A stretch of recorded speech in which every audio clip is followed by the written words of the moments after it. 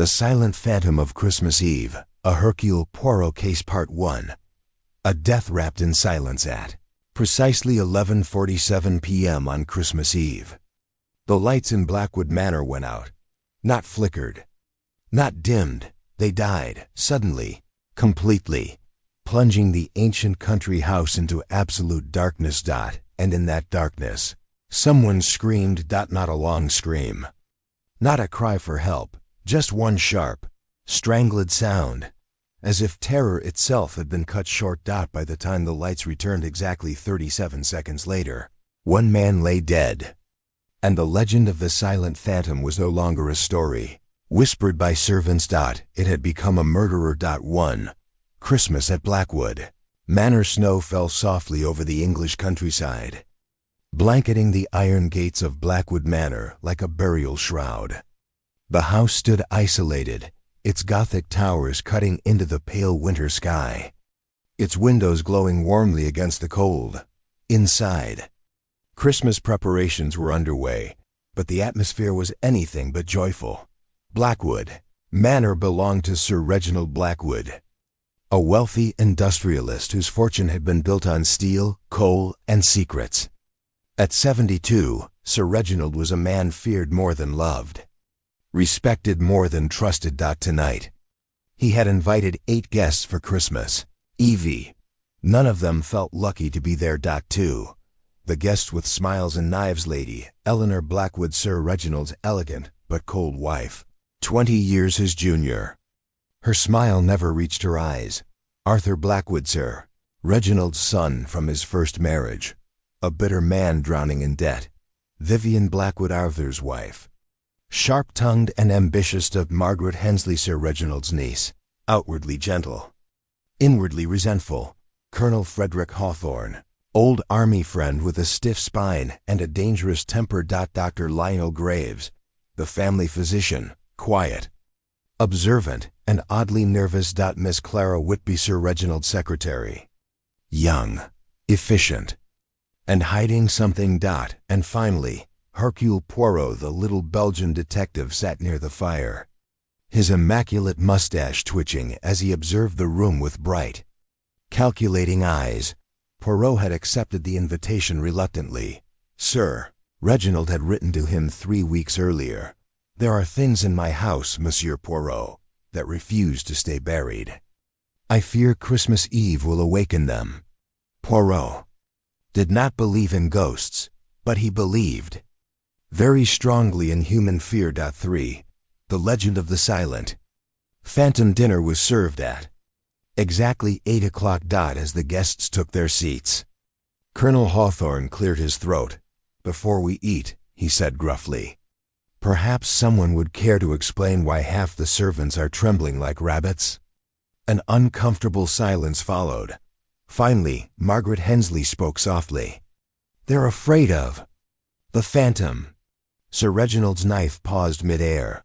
"The Phantom is a fairy tale," he snapped. "A foolish superstition."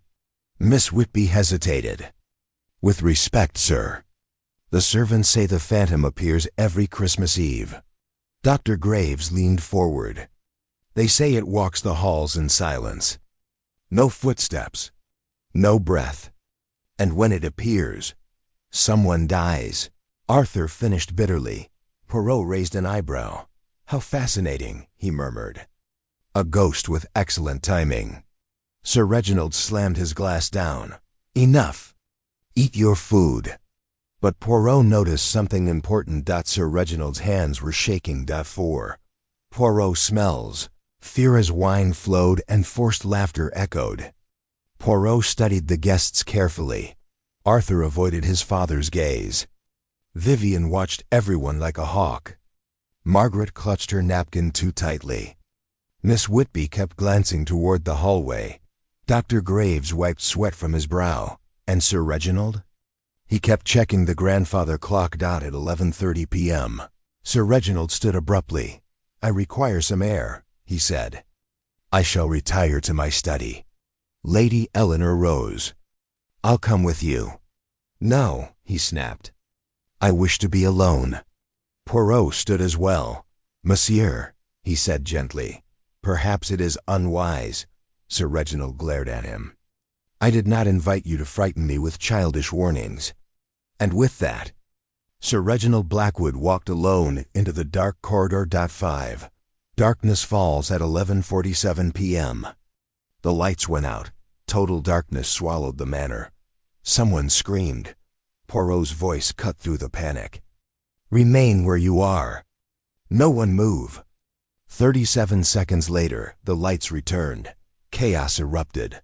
A servant burst into the study, and there, sprawled across his Persian rug, lay Sir Reginald Blackwood. Dead. His eyes were wide open, frozen in terror.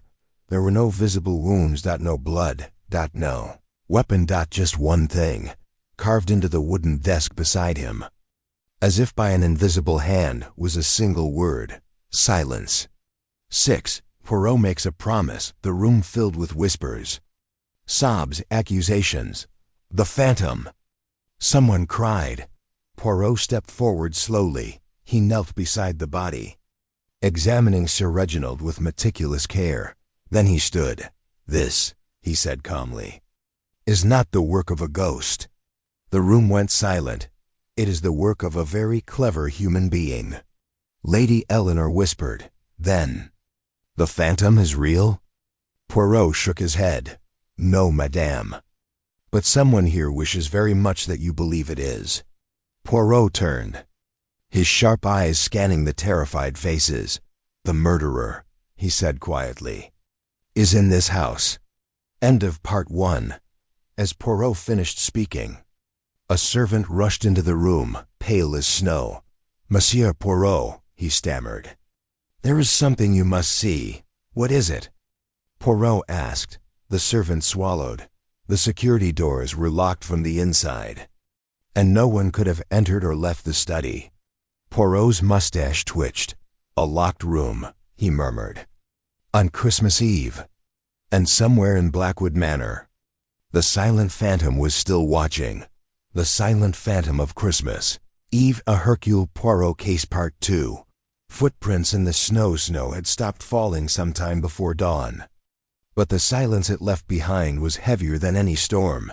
Inspector Japp stood in the courtyard of Ashcroft Manor, staring at the ground with a frown that deepened by the second. There, he said sharply. That's impossible.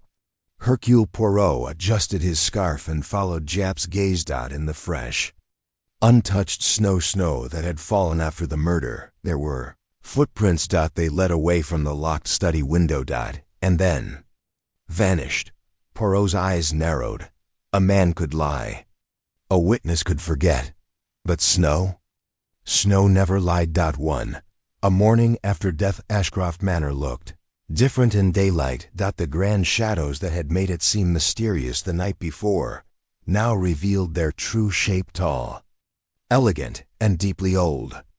Yet despite the sunlight streaming through stained glass windows, the house felt colder than ever. Sir Reginald Ashcroft's body had been removed at dawn, but his presence lingered. Every servant walked more quietly than necessary. Every guest avoided the study corridor. Even the crackling fireplaces failed to chase away the chill of suspicion. Poirot stood alone in the study, hands clasped behind his back. The room had been cleaned, too clean. A mistake. Murder, Poirot murmured, is like a painting. Remove too much, and you erase the truth. He bent down near the hearth. A faint mark on the rug. Not blood, not ash. Wax. Red wax. Christmas candles. Poirot whispered. Ah, interesting. 2. The locked room illusion. Inspector Japp rejoined Poirot, rubbing his gloved hands. All exits sealed. Windows locked from inside. Door bolted. No secret passages. We checked twice. Poirot smiled faintly. You English inspectors, he said gently, you adore facts. But facts alone do not think. Japp groaned. Here we go. Poirot gestured toward the window. Tell me, mon ami, when was the last time anyone checked this window before midnight? Japp hesitated. Well, earlier in the evening, I suppose. And after? No one entered the study until the scream. Poirot nodded. Then allow me to ask another question. When did the snow begin? After 10. Heavy snowfall by 11. Poirot's smile sharpened. And yet those footprints.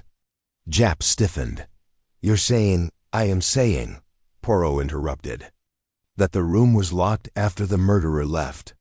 3. The phantom appears. The servants whispered about it by mid-morning. They spoke of a shadow seen near the east wing. Of footsteps heard where no one stood. Of a man in a dark coat glimpsed through falling snow. They called him the Silent Phantom. Poirot called him something else. A distraction. Still, he listened carefully as Mrs. Holloway, the head housekeeper, spoke in a trembling voice. I saw him, Monsieur Poirot, near the chapel window. He did not speak. He only watched. At what time? Poirot asked. Just before midnight. Poirot leaned forward. And did he walk? Yes. Slowly? Yes, Poirot smiled. Then he is no phantom at all. 4. Suspect interviews begin. Lady Eleanor Ashcroft. She sat stiffly, dressed in mourning black, though her husband had died only hours before. You loved Sir Reginald? Poirot asked softly. She laughed once. Coldly. Love? We shared a name. That was all. You argued with him yesterday. Yes. About money? Her eyes flashed. About truth. Poirot leaned back. Madame, truth often kills more surely than knives. She said nothing. Charles Ashcroft, nephew, nervous, restless, eyes darting. You were in debt. Poirot said casually. Charles stiffened. Everyone has debts. But only one man here was written out of the will yesterday afternoon. Silence. Poirot nodded. You see? The mind. It leaves footprints too. Miss Violet Green, secretary. Calm.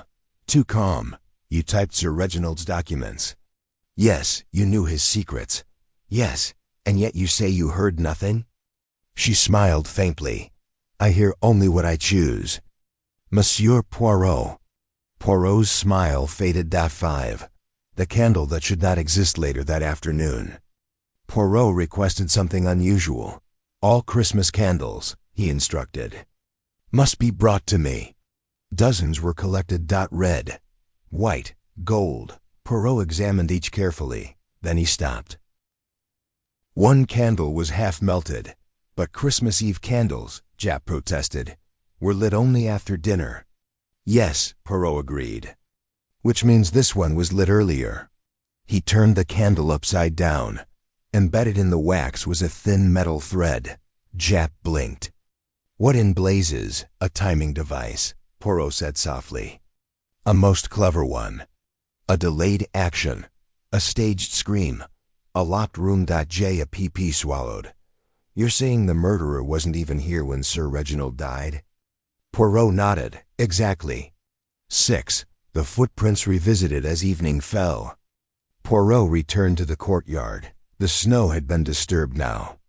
But one detail remained clear. The footprints were uneven. One step deeper than the other. An injury? Japp suggested. No, Poirot replied. A burden. He knelt. One foot dragged. He stood suddenly. Inspector, who carried something heavy out of this house last night? Japp's face paled. The servants reported. A trunk moved. Poirot closed his eyes. 7. A voice in the dark that night. Poirot could not sleep. At exactly 11:47 p.m. A sound echoed through the corridor. Footsteps. Slow. Deliberate. Poirot opened his door. The hallway was empty, but at the far end, a shadow moved. Poirot followed. The chapel door creaked open. Inside, a single candle burned, and written in melted wax on the altar floor were 3 words. You missed me. Poirot stared. For the first time, his calm expression cracked. Mon Dieu, he whispered. The phantom plays games. End of part 2. As Poirot turned away, he noticed something chilling. The wax letters were red, not candle wax. Blood. And behind the altar, a hidden compartment stood open. Empty, whatever had been inside, was now loose inside Ashcroft Manor. Part 3. The footsteps that spoke at exactly 2:17 a.m. While the manor slept beneath its blanket of Christmas snow, someone walked the east corridor, slowly, deliberately, and without leaving a single footprint.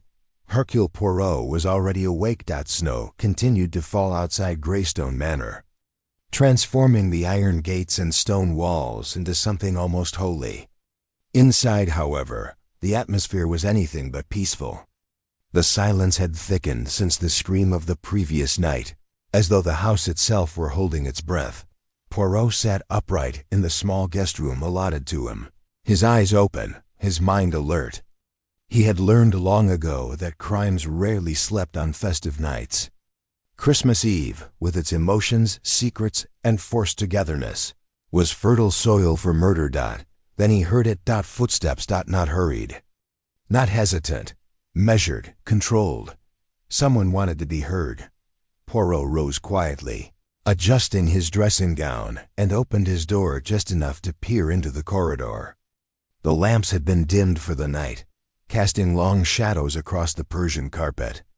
At the far end of the hall, a figure passed briefly through the glow tall, cloaked in darkness. And then it vanished. Poirot frowned. No servant walked at this hour. No guest would dare. And yet the sound had been unmistakable. He stepped into the corridor. The carpet showed nothing. No wet marks. No disturbance. No proof that anyone had passed at all. Curious, Poirot murmured. Most curious. The house awakens by morning. The manor buzzed with unease. The servants whispered. Doors were checked and rechecked. Someone claimed to have seen a shadow near the chapel wing. Another swore they heard breathing outside their room. Lady Eleanor Whitcomb, pale and rigid, presided over breakfast like a queen under siege. We must end this madness, she said sharply. Christmas Day is ruined already. Captain Arthur Whitcomb scoffed. Ghost stories. That's all this is. Poirot buttered his toast with care. Ah, but Captain, he said gently, ghost stories usually have a living author. Silence fell. Inspector Hall entered moments later, his face grim. We found something this morning. Everyone froze. In the east corridor, Holly continued, there were traces of candle wax on the floor, fresh. Poirot's eyes lit up. A candle, he repeated softly. Yes, that explains much. Lady Eleanor stiffened. Candles are kept in the chapel. Indeed, Poirot said. And yet someone carried one through a dark corridor at 2 in the morning. Why? No one answered, but someone looked away. The chapel door. Poirot asked to see the chapel immediately. The small stone chapel stood detached from the main wing, its stained glass windows depicting saints and martyrs. The air inside was cold and smelled faintly of incense. Poirot walked slowly down the aisle. Then he stopped. The altar candles had been moved, not taken rearranged. One missing? Holly asked. No, Poirot replied. Something worse. One has been replaced. He leaned closer. This candle is new. The others are old. Wax ages, Inspector. It remembers. Holly blinked. You're saying someone brought a new candle here? Yes, and removed an old one. Poirot straightened. Which means the candle seen in the corridor was not meant for light. It was meant for deception. A name from the past that afternoon. Poirot requested the household records. What are you looking for? Lady Eleanor asked coldly. A ghost, Poirot replied. Or rather, the person who pretends to be one. In the dusty ledgers, Poirot found it, a name, Julian Frost, former groundskeeper. Dismissed 10 years earlier. Disappeared on Christmas Eve. Officially declared dead. Poirot closed the book slowly. A phantom, he said, is often a man who has been forgotten. Captain Arthur laughed harshly. You're suggesting a dead groundskeeper is haunting us. No, Poirot replied. I am suggesting someone wants you to believe that. The locked room that night, A storm swept over the manor. Wind howled. Snow battered the windows. At 11:43 p.m. A screen tore through the west wing. They found the door locked from the inside. Inside the room lay Miss Clara Bennet, unconscious on the floor. And carved into the wooden desk beside her, a single word. Hercule Poirot stared at it, his face unreadable. "Inspector," he said quietly. "Now the game becomes dangerous." End of Part 3. As the servants carried Miss Bennet away, Poirot noticed something no one else did. On her clenched hand, a smear of candle wax, and not the kind found in the chapel. Poirot whispered to himself, "Ah, so the phantom has touched her." He looked toward the dark corridor. "And next," he said softly, "the phantom will kill." Part 4. The Phantom's second visit. Screams shattered the stillness of Hawthorne Manor like glass. Hercule Poirot froze mid-sentence. It came from the upper floor. High, sharp, terrified. For a fraction of a second, nobody moved. Then chaos erupted. Lady Everleigh clutched her chest. Inspector Graves was already running. Footsteps thundered up the grand staircase. Poirot followed quickly, but not hastily. Panic never solved mysteries. Patterns did. The locked room. The scream had come from Eleanor. Hawthorne's chamber. The door was closed. Locked. Graves tried the handle immovable. "Break it," someone shouted. "No," Poirot said calmly. "Observe first." The doorframe was untouched. No scratches. No forced entry. Graves knocked hard. No answer. They broke the door. Inside, Eleanor lay unconscious on the bed, her face pale as wax. A silver crucifix dangled from her fingers, twisted, bent, as if torn violently from something. The room was immaculate. No overturned furniture. No footprints. No open windows, but the air was cold. Unnaturally cold. Poirot's eyes moved to the mirror. Written across the glass, in fogged condensation, "He knows." The words slowly faded, until nothing remained. A message meant for Poirot. Inspector Graves swore under his breath. "Another trick," he said. "Someone trying to frighten us." Poirot said nothing. The handwriting was deliberate, slow, careful. Not the hand of a frightened woman, not Eleanor's. This message was not meant for Eleanor at all. It was meant for him. "Eleanor speaks." Eleanor regained consciousness an hour later. Poirot insisted on speaking to her alone. Her voice trembled as she spoke. "I woke up," she whispered, "because the room was freezing. I could see my breath." Poirot leaned closer. "And then?" "There was someone standing by the mirror, tall, wrapped in black. I couldn't see the face." "Did this person speak?" "Yes." "What did he say, mademoiselle?" Her hands shook. He said, "The past never stays buried." Poirot felt something shift inside his mind. This was no random haunting. This was personal. The past resurfaced that night. Poirot returned to the study and requested all family records, old letters, legal documents, wills. Lady Everleigh protested. "These are private matters." Poirot met her gaze. "Madame, your family secrets are already walking your corridors." Reluctantly, she complied. Hours passed. Then Poirot found it. A sealed envelope dated 20 years ago. Inside, a legal confession, never submitted to authorities. A death. An accident. Officially, but the confession said otherwise. Someone had died in this house. Someone whose death was covered up.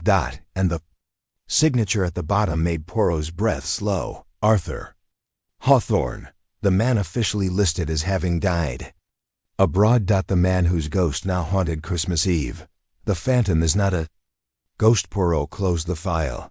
"A phantom does not seek justice," he murmured. "A man does."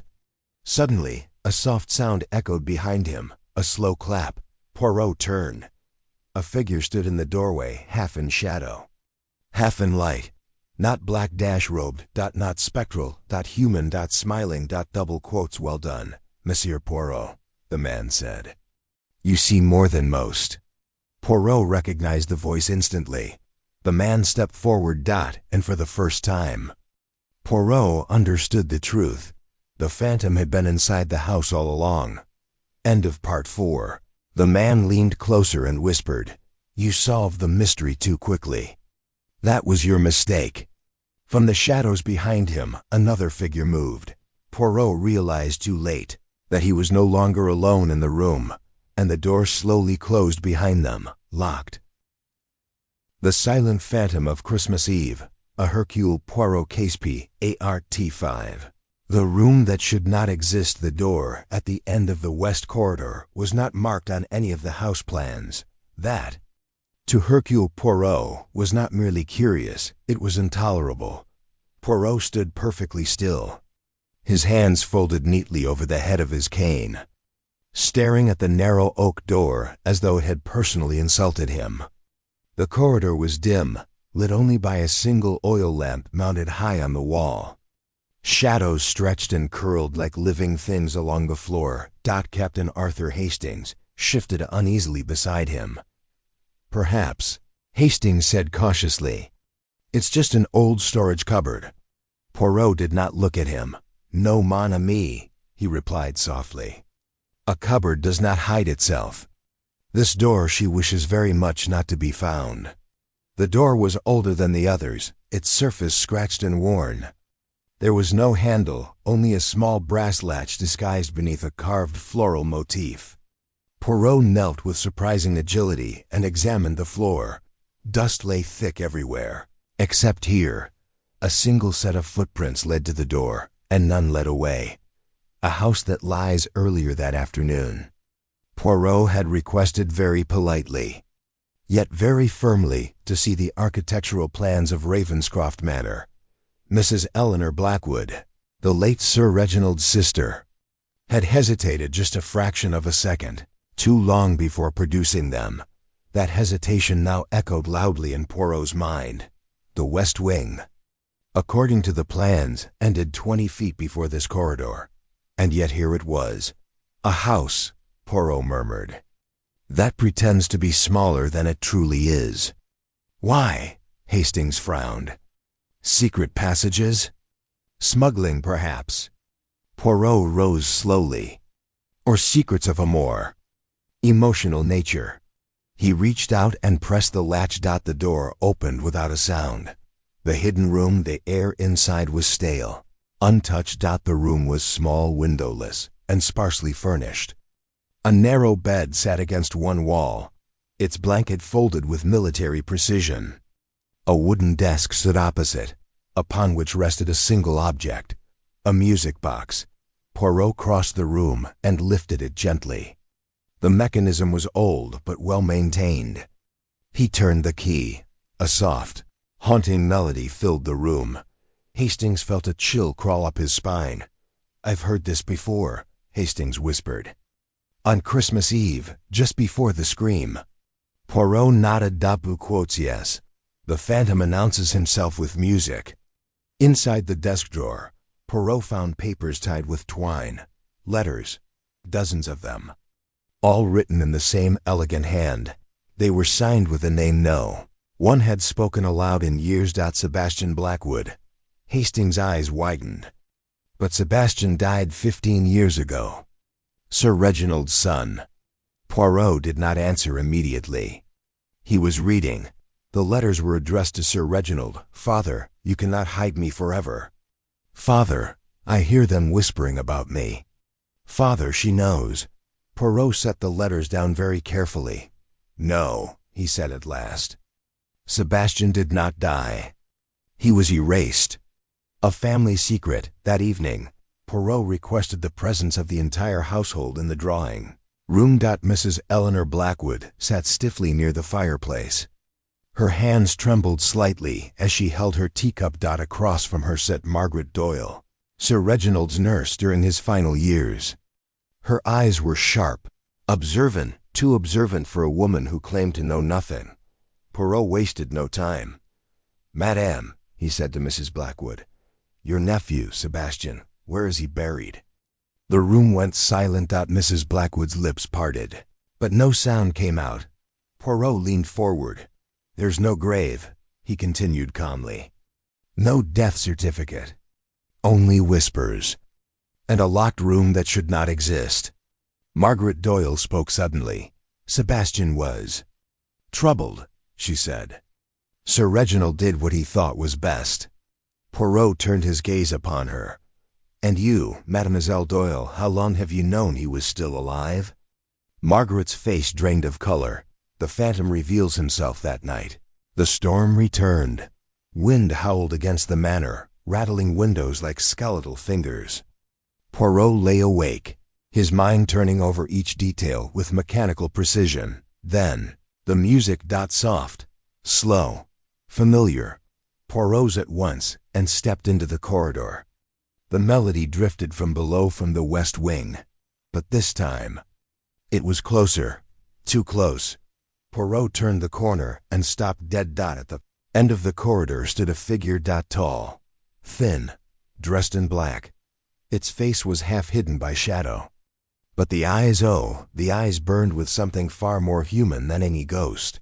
The phantom inclined his head slightly, as though acknowledging Poirot. Then he spoke. "You are very clever, Monsieur Poirot," and vanished. The question that changes everything. The next morning, Poirot made a discovery that shattered his own assumptions. The bed in the hidden room had been slept in. Recently. Someone in Ravenscroft Manor was still protecting Sebastian Blackwood. But who? Mrs. Blackwood? Margaret Doyle? Or someone far closer to Poirot than he realized? Poirot stared at the empty doorway, his reflection staring back at him from the darkened glass. "The phantom," he whispered, "is no longer hiding." And for the first time since arriving at Ravenscroft Manor, Hercule Poirot felt something disturbingly unfamiliar. Not fear, but urgency. Part 6. The Phantom Unmasked. Almost the scream echoed through Hawthorne Manor like a gunshot. Poirot did not move at once.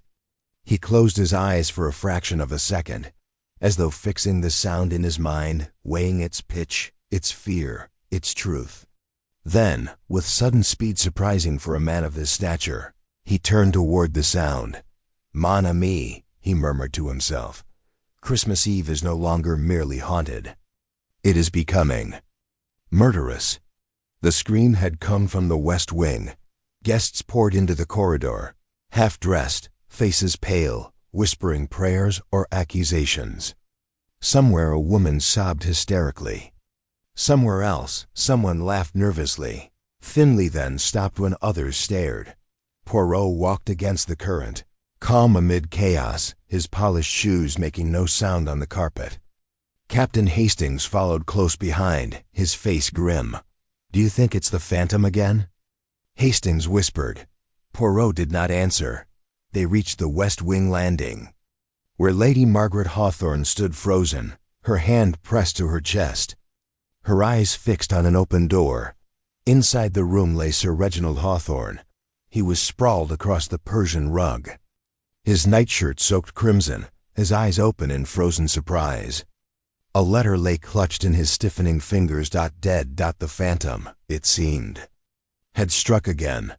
A death too convenient. Poirot surveyed the room carefully, refusing to step inside until he had absorbed every detail. No sign of forced entry.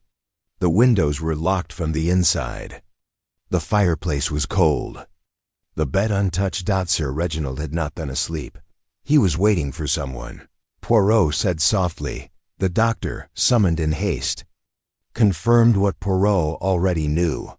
The wound was deep, precise, delivered by someone who knew exactly where to strike. "A clean kill," Hastings muttered. Poirot glanced at him sharply. "There's no such thing as a clean kill, Hastings. Only a well-planned one." He bent down and gently removed the letter from Sir Reginald's hand. The handwriting was shaky but legible. "The phantom sees all. The sins of Christmas past demand payment. Midnight approaches." Poirot sighed. "How very theatrical," he said. And how very useful. For someone who wishes to hide behind a legend. Lady Margaret broke down then, collapsing into a chair. "This is madness," she cried. The phantom was a story something to frighten children. Who would do this to Reginald? Poirot's eyes moved from face to face. "Someone who wished him silent," he said. "Forever." The locked room lie as the body was carried away. Poirot examined the room more closely. He knelt by the window. "Locked from inside," Hastings said. "Just like the other incidents. Impossible." Poirot smiled thinly. "Impossible is merely what we say when we have not yet seen the trick." He pointed to the curtain cord. "Notice, Hastings." Slightly frayed. Hastings frowned. "You think the door was locked afterward?" "Ah," Poirot said, pleased. "You are learning." Poirot reconstructed the scene aloud. The killer enters the room. Sir Reginald is awake expecting someone he trusts. Words are exchanged. Perhaps accusations. Perhaps pleas. Poirot closed his eyes, then one precise movement. The knife. Death is swift. He gestured to the window. The killer exits through the corridor, locks the door, then uses a cord threaded through the keyhole to turn the lock from outside. A child's trick, Hastings, but effective. Hastings stared, "So the phantom does not exist," Poirot said firmly. "But the belief in him, that is very real. And very useful." Suspects tightened like a noose. Poirot summoned everyone to the drawing room. Lady Margaret, Edward Hawthorne, Clara Bellamy, Jonathan Crowe, Mrs. Ellison, even the servants, trembling. Poirot stood before them. "Immaculate despite the blood and terror, one of you killed Sir Reginald Hawthorne," he said calmly. A collective gasp. "Furthermore," he continued, "one of you has been playing the phantom since the beginning." Edward leapt to his feet. "You can't accuse us without proof." Poirot nodded. "Indeed. Which is why I will not accuse yet." He turned to Clara. "Mademoiselle Bellamy, you discovered the first phantom message, yes?" Clara swallowed. "Yes." "And you were once engaged to Sir Reginald," Poirot continued. Her face flushed. "That was years ago." "Years," Poirot agreed. "But wounds of the heart do not respect time." He turned next to Jonathan Crowe. "You arrived uninvited. A writer of ghost stories. How convenient." Crowe smiled thinly. "Are you suggesting I planned all this for inspiration?" Poirot's eyes glittered. "I am suggesting nothing, yet." Finally, he faced Lady Margaret. "And you, madame? You inherited everything." She recoiled. "You think I killed my own husband?" Poirot said gently, "I think grief wears many masks." The second message's tension reached breaking point. A scream came again, this time from the hallway. A servant rushed in. "White as a sheet. There's another note," she stammered. "On the staircase." Poirot hurried to it. Pinned to the banister was a card, written in the same hand. "The phantom is not finished. One more truth must die before dawn." Poirot's face hardened. "This," he said quietly, "is no longer a game." Hastings leaned close. "You think there will be another murder?" Poirot nodded. Double quotes, "Yes. And I believe I know who the target is." Poirot's secret trap. Poirot requested that everyone return to their rooms. "No one leaves the manor," he said. "Not even for air." He then whispered instructions to Hastings and Mrs. Ellison. Lights would be dimmed at midnight. Certain doors would be left unlocked deliberately. And one room, very particular, would appear unguarded. "The phantom believes in shadows," Poirot explained. "Tonight we shall give him darkness." As the clock crept toward midnight, the manor fell into an uneasy silence. Snow pressed against the windows. The wind howled like something alive. Candles flickered. Poirot sat alone in the library, pretending to read, but his ears strained. Waiting. Midnight footsteps at exactly 12. Poirot heard it. Soft footsteps. Careful, confident. Shadow passed the doorway. Poirot. rose silently and followed. The shadow moved. Toward the east wing, toward the room of Edward Hawthorne, Poirot's heart quickened. "So," he whispered, "you choose your victim." The door creaked open. Poirot burst in. "Stop!"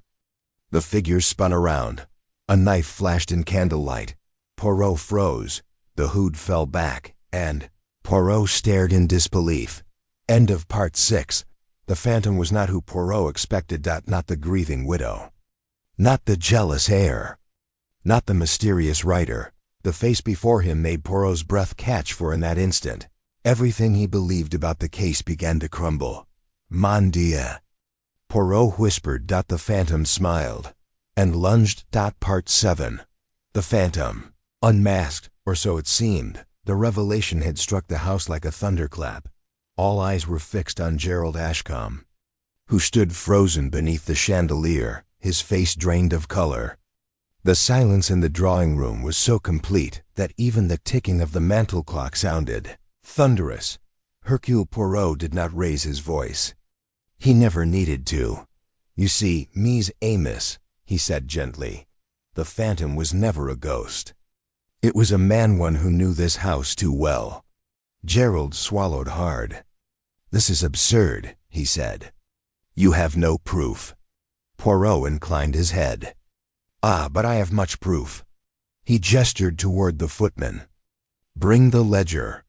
A thin, leather-bound book was placed on the table. Poirot opened it carefully. "This," he said, "is the household accounts from 10 years ago, before Mr. Benedict Ashcombe's mysterious fall from the East Tower." A ripple of unease passed through the room. "Gerald Ashcombe," Poirot continued, "was deeply in debt. Gambling debts. Dangerous debts. On the night Benedict died, Gerald stood to inherit everything." Gerald's voice trembled. "You're saying I killed my own brother?" Poirot's eyes were kind but merciless. "I am saying," he replied, "that you pushed him during an argument. An accident, perhaps. But afterward, you covered it up." Lady Ashcombe gasped. "No. Gerald told us Benedict slipped." "Yes," said Poirot softly. "And everyone believed him. Except one man." He turned toward the fireplace. "Thomas the gardener." Thomas stiffened. "He saw you leaving the tower that night," Poirot said. "But he was paid to forget." Gerald slammed his fist on the table. "Lies!" Poirot did not flinch. "Years later," he continued, "someone began recreating the legend of the phantom. The bells, the whispers, the warnings. Why?" He tapped the ledger. "Because the truth was about to be uncovered." Thomas had begun to talk. A sob escaped Lady Ashcombe's lips. "So," Poirot said, "you frightened the household, silenced Thomas, and planned one final act to make it appear the phantom killed again." Gerald laughed suddenly sharp. "Broken. You're clever, little man," he said. "But you're wrong about one thing." Poirot raised an eyebrow. "I didn't kill Thomas," Gerald said. "And I didn't plan the last attack." The room froze. Poirot's smile faded, just slightly. "What do you mean?" he asked. Gerald's eyes darted toward the staircase. "Because," he whispered, "there is someone else." At that moment, a scream rang out from the upper floor. "Lady Eleanor." Poirot turned sharply. "Already moving." "Mon Dieu," he murmured. "Then the phantom still walks." Part 7 end. As Poirot rushed upstairs, one terrible thought gripped his mind. Had he unmasked the wrong phantom, while the real one prepared to strike again? Part 8. The Silent Phantom of Christmas Eve. A Hercule Poirot case. The confession. That changed everything. The letter arrived at precisely 6:17 a.m. Slid silently beneath the door of Hercule Poirot's guest room at Blackthorn Manor. Poirot was already awake. He had not slept. He stared at the envelope for a long moment, noting 3 things at once. The paper was aged, not newly written. The handwriting was deliberately disguised, and the wax seal bore A symbol he had seen only once before, a broken bell. Poirot whispered softly, "Ah, at last. The phantom speaks." Inside the envelope were only 6 words. "I did not kill him alone." Poirot closed his eyes, because if that was true, then everything he believed about Christmas Eve was wrong. 1. The truth beneath the confession. Captain Hastings entered moments later, breathless. "Poirot! Inspector Mallory has arrested Mrs. Hawthorne. She confessed. She says she is the phantom." Poirot did not look surprised. Of course she did." Hastings blinked. You knew?"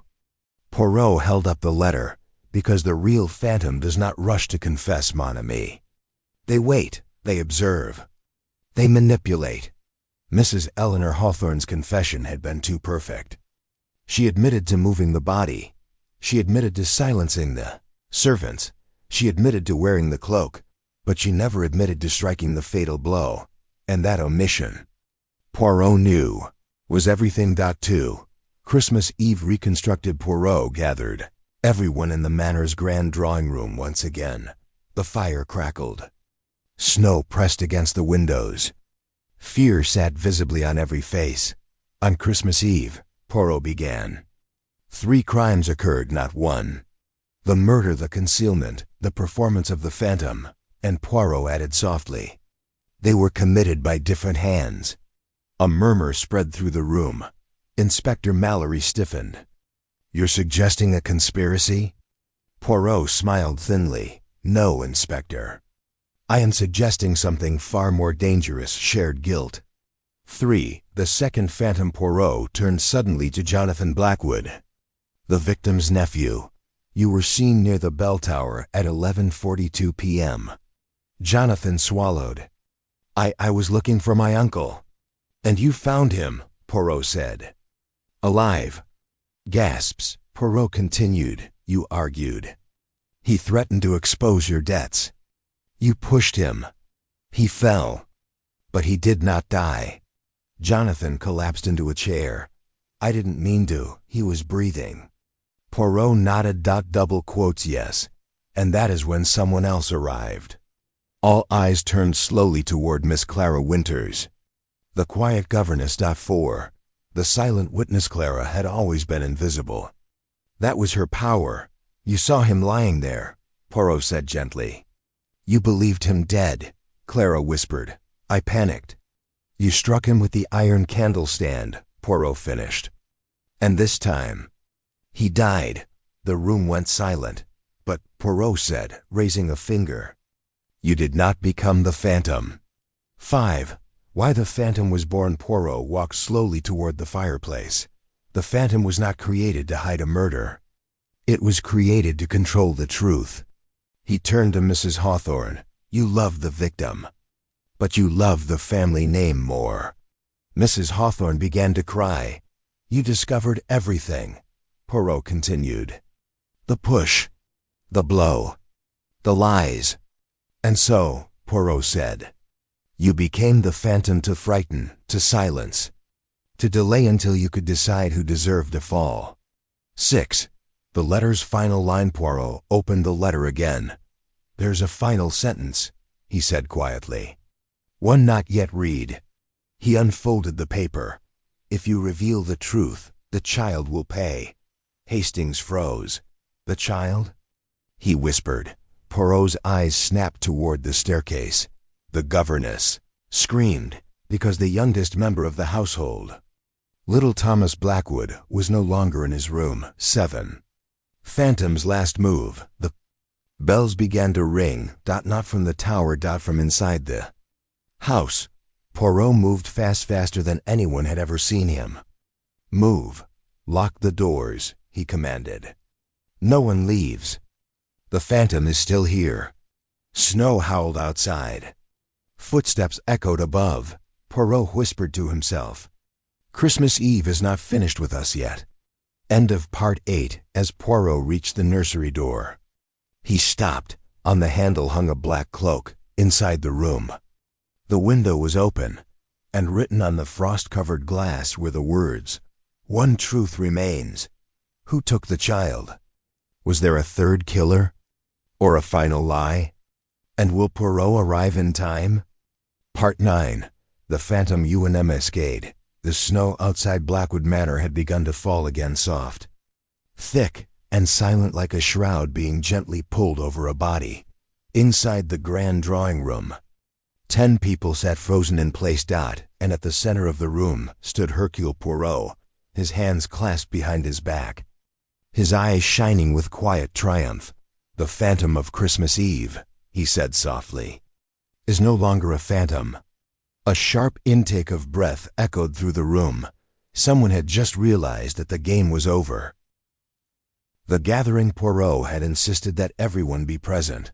Lady Eleanor Blackwood, James Blackwood, Clara Whitmore, Dr. Harold Finch, Margaret Finch, Arthur Bell, Lydia Moore, Inspector Reeves, Miss Penelope Graves, and finally, the one person who believed they had escaped suspicion. The fire crackled. Shadows danced across the walls. Poirot began calmly. "Ms. Amos, for days we have chased a ghost, a silent figure seen only on Christmas Eve, appearing when death follows, leaving no trace behind." He turned slowly, his gaze lingering on each face. But ghosts do not leave fingerprints. They do not forge letters. And they do not make mistakes. Someone shifted uncomfortably. The first revelation, the lie of the Phantom. "The Phantom," Poirot continued, "was never meant to kill." Murmurs rippled through the room. "No," Poirot said firmly. "The Phantom was meant to frighten, to distract, to create confusion." Inspector Reeves frowned.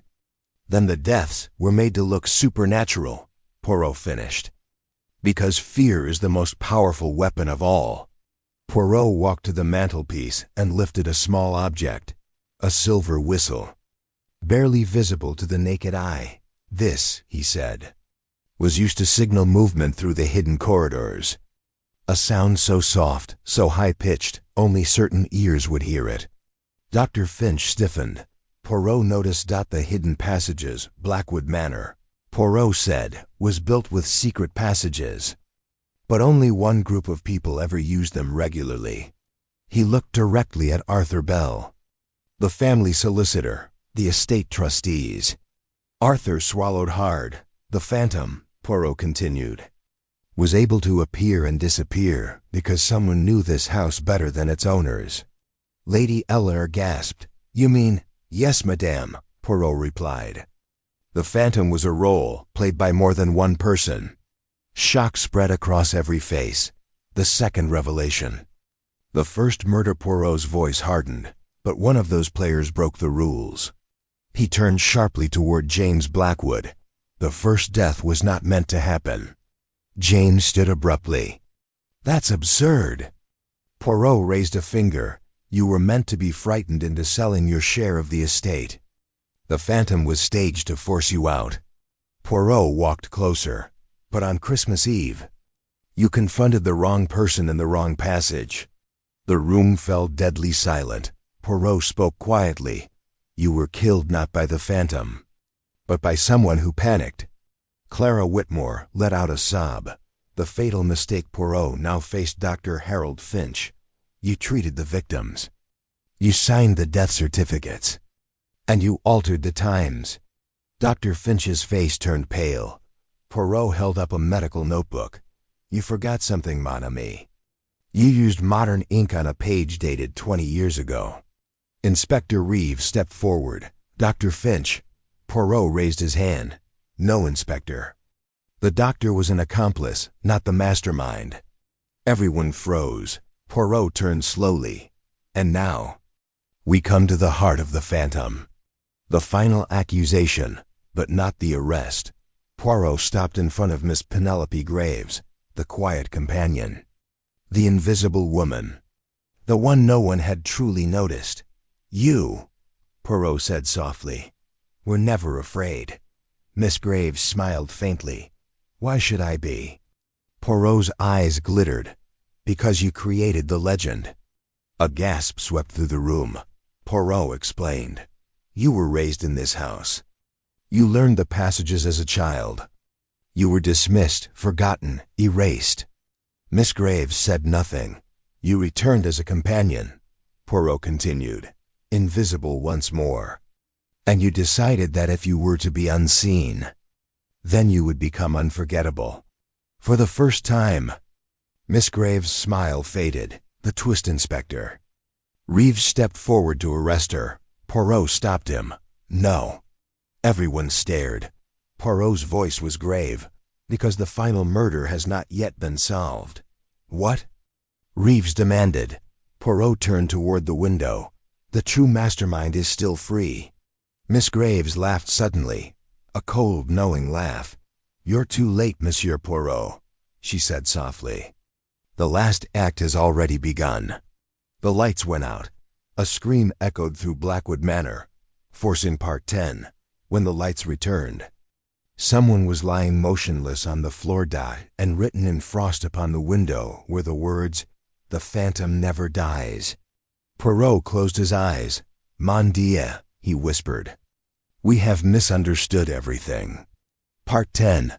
The silences Arcane. The house was silent in a way. Poirot had learned to distrust, not the peaceful silence of sleep or snow, but the heavy, waiting stillness that follows a lie just before it collapses. Snow pressed softly against the tall windows of Blackwood Manor, muting the world beyond. Inside the great drawing room, the survivors of Christmas Eve sat in a semicircle, faces pale, eyes sharp, hearts pounding. Every secret had been exposed except one, and that one, Poirot knew, was the most dangerous of all. Poirot stood near the fireplace, his small figure perfectly composed, his mustache immaculate despite the long night. He adjusted his cuffs, a gesture he made only when the final act had begun. "Mesdames et messieurs," he said quietly, "we have chased the idea of a phantom. A shadow, a ghost that walks on Christmas Eve." He paused, letting the word ghost sink in. But ghosts, you see, do not leave fingerprints. They do not forge letters. They do not poison wine with such precision. Lady Eleanor Blackwood clutched the arm of her chair. Jonathan Blackwood avoided everyone's gaze. Margaret Vale's lips trembled. Captain Reeves stared into the fire as if it might accuse him next. Poirot turned slowly, deliberately. "The silent phantom," he continued, "was never silent. It spoke through actions. And those actions tell a story, a human story." He raised a finger. "A story of inheritance, fear, resentment, and timing." The final reconstruction. Poirot crossed to the long table where the evidence lay neatly arranged. Sir Reginald Blackwood was not killed for what he had done recently, Poirot said. He was killed for what he was about to do. Jonathan looked up sharply. "The will," Poirot said. The new will, drafted but not yet signed, discovered locked in Sir Reginald's study. A will that changed everything. Lady Eleanor inhaled sharply. "Yes," Poirot said softly. "It cut off certain beneficiaries. It revealed old crimes. It named a single heir." He lifted the document, and that heir was not family. A murmur spread through the room. It was Miss Margaret Vale. Margaret gasped. "That's impossible, is it?" Poirot asked gently. "You were not merely a secretary, mademoiselle. You were Sir Reginald's daughter. Illegitimate, yes, but acknowledged in private, provided for in silence." Tears streamed down Margaret's face. "He promised," she whispered. "He promised he would tell them after Christmas." Poirot nodded. "And that promise sealed his fate." The murderer revealed. Poirot turned not to Margaret, not to Jonathan, but to Lady Eleanor Blackwood. "Madame," he said, "you discovered the will first." Lady Eleanor stiffened. "You have no proof." "Oh, but I do," Poirot replied calmly. He gestured toward Captain Reeves. "You followed Sir Reginald into the study that night." "Yes, but you left him alive." Poirot turned to Jonathan. "You argued with your father, but you did not kill him." Then, finally, Poirot faced Lady Eleanor fully. You alone had motive, access, and knowledge. You knew the wine. You knew the routine. And you knew that, once the will was signed, you would lose everything. Lady Eleanor stood slowly. You cannot understand, she said coldly. That man destroyed lives. He ruined women and hid behind respectability. Poirot met her gaze. Perhaps. But you chose murder. Her composure cracked. I only meant to frighten him, she cried. The poison was supposed to make him ill to delay him. But he drank more than usual. Silence swallowed the room. Poirot bowed his head slightly. And so the silent phantom claimed another victim, not through malice alone, but through fear. The final twist as the police led Lady Eleanor away. Poirot turned to Margaret. You will inherit, he said. But not without pain. Margaret nodded, broken but relieved. Jonathan approached Poirot quietly. You could have let it remain unsolved, he said. A ghost story. Poirot shook his head. No, he replied. Because when we allow silence to replace truth, we create phantoms that never rest. He looked around the empty room, the Christmas decorations now dull and meaningless. The dead deserve more than mystery, Poirot said. They deserve honesty. Epilogue. Christmas morning dawned pale and cold. Poirot stood alone at the window of Blackwood Manor, watching the snow melt out. The case was closed. The phantom was gone, but as he adjusted his coat and prepared to leave, Poirot murmured to himself, Christmas Eve reveals what the year has hidden. And with that, Hercule Poirot stepped into the light, leaving behind a house that would never again confuse silence for innocence.